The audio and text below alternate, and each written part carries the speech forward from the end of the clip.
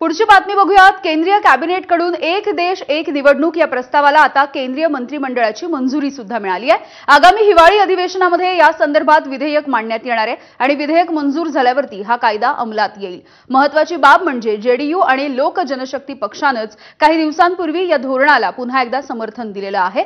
निवडणूक जाहीर झाल्यावरती लगेचच आचारसंहिता लागते, ज्यामध्ये कुठल्याही नव्या घोषणा करता येत नाहीत। त्यामुळे विकास खुंटतो असं केंद्र सरकारचं मत आहे। तसं होऊ नये म्हणून एक देश एक निवडणूक असा प्रस्ताव मांडला होता आणि या दृष्टीने केंद्र सरकारने माजी राष्ट्रपती रामनाथ कोविंद यांच्या अध्यक्षतेखाली 2 सप्टेंबर 2023 रोजी समिती सुद्धा नेमलेली होती। या समितीने प्रस्तावाच्या बाजूने शिफारस केलेली आहे। तसंच 2029 साली एक देश एक निवडणूक घेता येईल असं सुद्धा या समितीने अभ्यासाच्या नंतर म्हटलेलं आहे। आज यूनियन कैबिनेट में माननीय प्रधानमंत्री श्री नरेंद्र मोदी जी ने एनडीए की सरकार ने वन नेशन वन इलेक्शन में जो हाई लेवल कमेटी की रिकमेंडेशंस थी उसको एक्सेप्ट किया है। High level committee recommendations on one nation one election on simultaneous elections, that those recommendations have been accepted today by the union cabinet.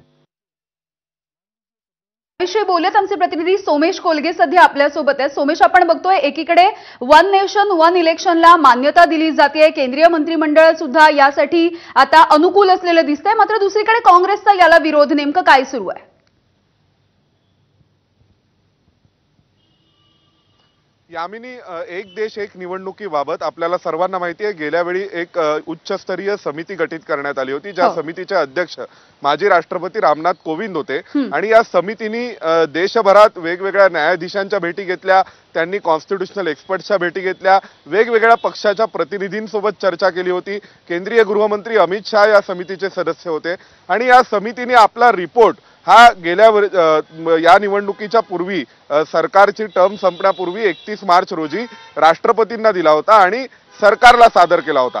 आता स्वाभाविक असतं की त्या समितीने त्यावेळेस शिफारशी केल्या होत्या, त्या साधारण 7 शिफारशी त्यांनी केल्या होत्या, ज्या 7 टर्म्स ऑफ रेफरन्स म्हणजे संदर्भ बिंदू त्यांना आखून दिले होते केंद्र सरकारने की या मुद्द्यांवर तुम्हाला विचार करायचा आहे। तर त्यामध्ये समितीने असं म्हटलंय की आम्ही एक देश आणि एक निवडणूक व्हायला हवी। 1952 आणि त्यानंतर सुरुवातीच्या 2 निवडणुका या एक देश एक निवडणूक या पद्धतीनेच झाल्या होत्या, पण नंतर हे शेड्यूल बिघडले, त्यामुळे हे शेड्यूल पुन्हा एकदा एकत्रित आणावं लागेल।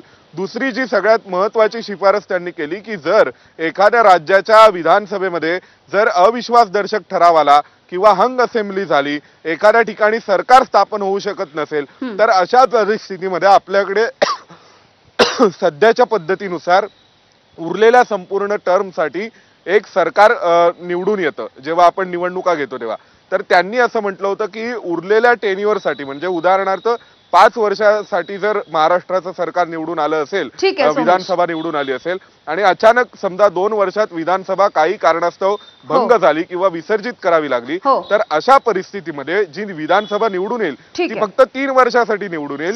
काही क्षणांसाठी तुम्हाला थांबवते, आपल्यासोबत अरविंद सावंत जोडले गेलेले आहेत, त्यांच्याकडून याविषयी नेमकं त्यांचं काय म्हणणं आहे ते ऐकून घेऊयात। अरविंदजी, निवडणुका जाहीर झाल्या लगेचच आचारसंहिता लागते, कुठल्याही घोषणा करता येत नाहीत, म्हणून अशा पद्धतीची प्रक्रिया एक देश एक निवडणूक महत्त्वाची आहे असं म्हटलं गेलंय। खरं सांगू आहे, इतके भंपक आणि दांभिक लोक आहेत ना, यांच्या भंपकपणा दांभिकपणाला आता यांना कळसाचं काहीतरी दिलं पाहिजे बक्षीस। इतके विचित्र आहे। अहो, तुम्हाला महाराष्ट्र आणि हरियाणा एकत्र नाही घेता आली हो। तुम्हाला मुंबई महापालिकेची निवडणूक 2.5 वर्ष 3 वर्ष होत तरी घेत नाहीये तुम्ही। कुठल्या तोंडाने बोलतात? तुमचं मला धारिष्ट आश्चर्य वाटतं, इतकं निर्लज्जपणा कशात नाही, तो कोडगेपणा तेही कळत नाही। अरे, आपण या देशामध्ये लोकशाही मानतो, संविधान मानतो, महापालिकेच्या निवडणुका घेत नाही आपण घाबरून आता हरियाणा आणि महाराष्ट्र एकत्र घेतलं नाही, हे कळत नाही का हो लोकांना? फक्त घोषणा करा, गोंधळ घाला। मला जरा देशाची प्राथमिकता काय आज आहे, प्राथमिकता काय सांगा बरं? आज प्राथमिकता आहे बेरोजगारीची आहे, महागाईची आहे, महिलांच्या अत्याचारांची आहे, शेतकऱ्यांचे प्रश्न आहेत। कांदा आता उत्पादन न झालं तर निर्यातीवर शुल्क कमी करता, ते कांदा शेतकऱ्यांकडे आता आहे बघा। इतका दांभिकपणा आणि खोटारडेपणा हेच करू शकतात। जेव्हा ते निर्यात मागत होते तेव्हा निर्यातीवर 50-500% शुल्क लावून ठेवलं आणि आता निर्यात शुल्क जेव्हा घालणार नाही बाजारात तेव्हा शेतात पीक राहतो, साठवलेला कांदा काय करणार, कितीचा असणार, साठवलेला कांदा सांगा बरं शेतकऱ्याकडे कितीच असेल. हे सगळे प्रश्न बाजूला ठेवायचं, धार्मिक भावनिक प्रश्न घ्यायचे आणि देशाला आग लावत सुटायचं. काल परवाकडे राज्याच्या दक्षिणेमधील सगळ्या राज्यांनी केंद्र सरकार कशी सापत्य भावाची वागणूक देतंय हे सांगतंय. सुप्रीम कोर्टानं तुमच्या सगळ्या संस्था कशा पोपट झाल्या आहेत पिंजऱ्यातल्या, हे सुप्रीम कोर्टाने आठवड्यापूर्वी बोलले ना. लाज आहे ना कशाची. सगळ्या संस्था, इलेक्शन कमिशन तुम्ही एक मिनिट यामिनीजी एक मिनिट, तुम्ही एक धाडसाने वाक्य सांगा की इलेक्शन कमिशनर किंवा इलेक्शन कमिशन हे काय निष्पक्ष काम करते, असं एक वाक्य तुम्ही बोला बरं. बोला ना जरा, बरं वाटेल मला पण. इतके गुलाम लोक आहेत हे ह्यांच्यासाठी चाललंय सगळं, सत्तेसाठी. मला माझा याच अनुषंगाने प्रश्न आहे अरविंदजी. एक देश एक निवडणुकीला जेव्हा आता केंद्रीय कॅबिनेट मान्यता देतं तेव्हा विरोधी पक्ष म्हणून तुम्हाला नेमकं काय दिसतं, का असं अशा पद्धतीच्या निर्णयाला मंजुरी मिळते? मुलं कळून चुकलं, पायाखालची वाळू सरकून गेली, कळलं का, पायाखालची वाळू सरकून गेली. 240 400 पार त्या नदीला खड्ड्यात टाकून 240च्या. मग त्याच्यावर काहीतरी नवीन नवीन उपाय सुचवायचा प्रयत्न आहे हा सगळा. म्हणजे एकाच वेळेला दोन्ही बाजूला वरखाली एकच निशाणी आली का आपल्याला सोडता येईल असे काहीतरी भ्रम आहेत त्यांना. त्यांना वाटतं देश दुधखोळा नाही आहे बरं का, देशातली जनता दुधखोळी नाही आहे. इंदिरा गांधींना निवडून देणारी देशातली जनता आणि त्यांचा पराभव करणारी सुद्धा देशातली जनता आणि पुन्हा सत्तेवर आणणारी सुद्धा पुन्हा देशातली जनता आहे. हे काय समजतात हे लोक. हे लोकशाहीचा खिलवाड मांडलाय त्यांनी, अक्षरशः खेळ मांडलाय. आणि आपल्याला असल्या सगळ्या विषयावर सगळे प्रश्न बाजूला, पण हे प्रश्न पुढे, हे देशाचे प्राथमिक प्रश्न आहेत का आता.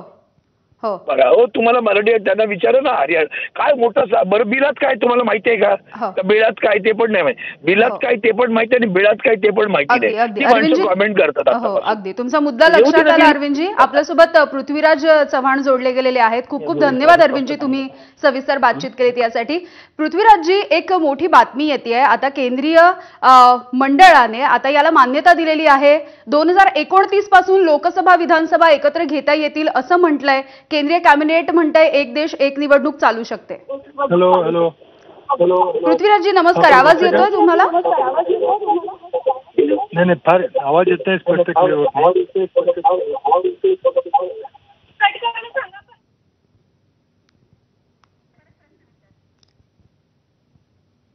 तर पृथ्वीराज चव्हाण माजी मुख्यमंत्री आपल्यासोबत जोडले गेलेले आहेत. पृथ्वीराजजी, एक देश एक निवडणुकीला आता केंद्रीय मंत्रिमंडळाने मान्यता दिलेली आहे, तुमची पहिली प्रतिक्रिया? ह्याच्याबद्दलचं एक विधेयक संसदेमध्ये आणावं लागेल आणि विधेयक जेव्हा येईल तर आमची अपेक्षा आहे की ते विधेयक संयुक्त संसदेला कमिटीकडे पाठवावं. कुठे नेमकं कार्यक्रम आहे? हॅलो हॅलो हॅलो, अरे कोण काय बोलते मध्ये मध्ये? थांबा, मी कट करतोय थांबा. कारण विनायक इकडे जाणार होता.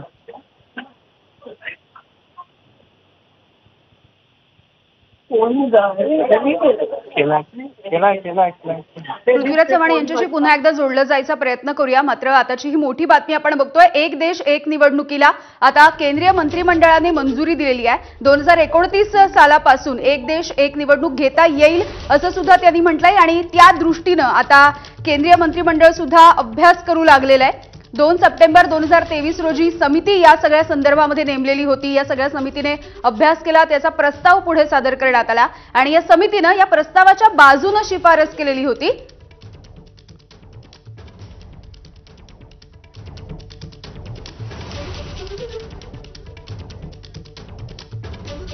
तर आपण बघतोय की या एकंदरीतच प्रस्तावाला आता विरोध होताना दिसतोय विरोधी पक्षांकडून. काँग्रेसनं सुद्धा या धोरणाला विरोध केलेला आहे. काँग्रेसचे अध्यक्ष मल्लिकार्जुन खरगे नेमकं काय म्हणतायत आपण बघूयात. मैं उनसे अनुरोध और अपेक्षा करता हूं कि आप कृपया अपने नेताओं पर अनुशासन और मर्यादा का अंकुश लगाएं, उचित आचरण का